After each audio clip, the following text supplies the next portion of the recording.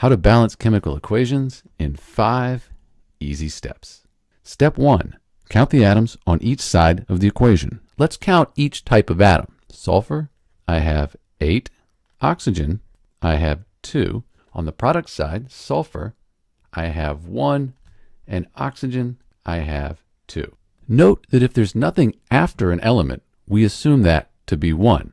And that's it. We're done with the first step. Smooth. The big rule for balancing equations is that we can only change the coefficients. Those are the numbers in front of the atoms. The numbers after the atoms, the subscripts, cannot be changed. So let's balance this equation by changing the coefficients. If there's no coefficient written, we assume that it's 1. So right now there's a 1 in front of each of these terms. We can see that we have 2 oxygens on each side of the equation. So the oxygens are fine. But the sulfur atoms, we have 8 on the left side, the reactants, and only 1 on the right. Well, to fix that, I can change the coefficient in front of the sulfur on the right and make that an 8. So if I put an 8 here, that means 8 times the 1 sulfur. That'll give me 8 sulfurs.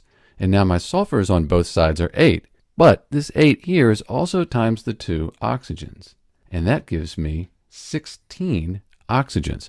So I've fixed the sulfurs, but the oxygens aren't balanced. I can change the coefficient here, though, to 8, because 8 times 2 equals 16. So now I have 8 sulfurs on each side, and I have 16 oxygens on each side of the equation. This equation is balanced.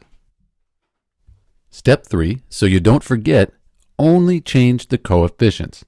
Let's try another problem. So in this equation, we have 2 hydrogens, 2 oxygens, over here 2 hydrogens, and 1 oxygen. How about, let's see, I'll put a 2 right here. So 2 times 2, that gives me 4 hydrogens, but 2 times the 1, that'll give me 2 oxygens. So my oxygens are balanced now, but my hydrogens are messed up. What I can do over here is put a 2 in front of hydrogen, and now 2 times 2, that'll give me 4. And now the atoms on each side of the equation are the same. This equation's balanced. Sometimes we'll have equations that look downright scary. Yikes. But if we have a polyatomic ion on both sides, like the SO4 or the NO3, then we can consider that ion to be just one thing. Let's see how that works. So here's the equation, and I've done my accounting below.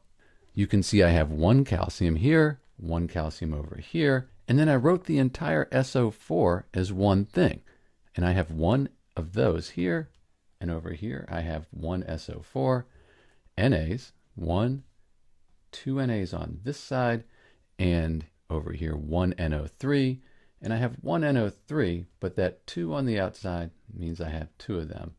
So I have 2 NO3s. So if I put the coefficient of 2 right here, that means I'll have 1 times 2, 2 NAs, but this 2 also multiplies across, so 1 times 2 for the NO3s, that gives me 2, and now everything is balanced. So by treating those polyatomic ions as just one thing, it makes it a pretty simple equation to balance. Let's wrap up with one that sometimes gives people problems. So we can see we have 1 carbon, 4 hydrogens, and 2 oxygens. Easy.